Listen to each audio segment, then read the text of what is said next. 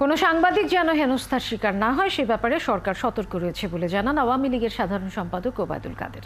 দুপুরে ঢাকা রিপোর্টার্স ইউনিটির প্রতিষ্ঠা বার্ষিকীর অনুষ্ঠানে তিনি অভিযোগ করেন, সাংবাদিকতা নিয়ে লেখাপড়া না করে অনেকেই সাংবাদিক নাম নিয়ে সরকারি অফিসে বসে থাকে।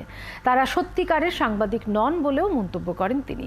ভুয়া ও অপসাংবাদিকতার ব্যাপারে সতর্ক থাকার আহ্বান জানান তিনি। সেই সঙ্গে সাংবাদিকদের গঠনমূলক সমালোচনা করারও আহ্বান জানান।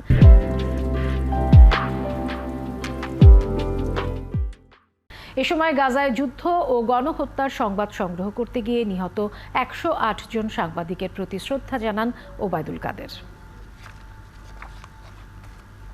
সাংবাদিকতার নামে ভুয়া লোকজন যাতে এই মহান পেশাকে যাতে অসম্মানিত করতে না পারে, এখানে যেন সাংবাদিকতার নামে অপসাংবাদিকতার